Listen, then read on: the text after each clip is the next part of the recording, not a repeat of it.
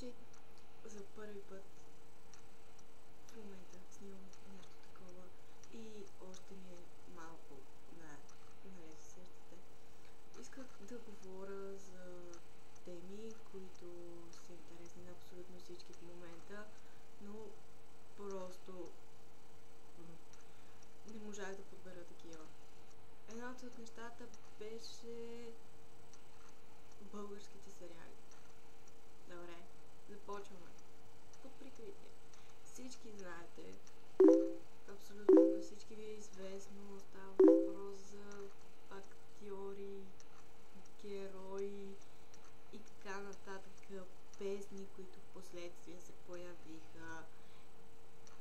Така че въобще има ли какво да се обсъжда по тази тема? Другия известен сериал, който така нашумя, беше Революция Z. За съжаление, не съм гледала сериала. Пащала съм точно 2 епизода, може би по-малко, но исках да го изгледам. Исках да видя за какво става въпрос, но въпреки това не успях. Защото точно когато реших, че ще гледам сериала, се случи така, че нещо с браузъра ми стана и просто не иска да отвори занулата. Потърсих сериала в други подобни сайтове, но явно не е толкова популярен, колкото аз си мислех. Но въпреки това, слушала съм песента. Песента е добра. Хлапетата свирят много готино. Момчетата свират доста добре. Мацката пее доста хубаво.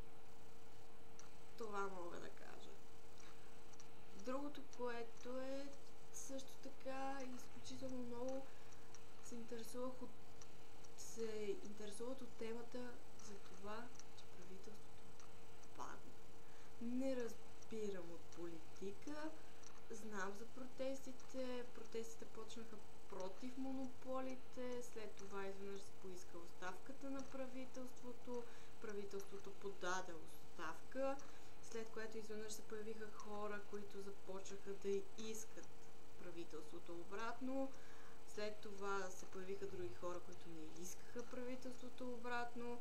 В един момент се предложи някакъв мандат на същото правителство, който беше отказан. И до там. Просто от тук знам, но там нататък нещата не знам как протичат. Тъй като ми е първият клип, не е нещо кой знае какво, затова бих искала да ви помоля отдолу на коментари да ми напишете за смисъл, ако ви е интересно и ако ви се говори с мен, да ми напишете за какво точно искате да говорите.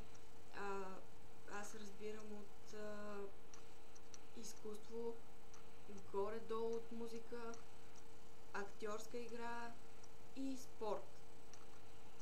В смисъл от спорта не толкова футбол, волейбол и така нататък, но може да обсъждаме нещата, които ще са ви интересни, разбира се. Затова,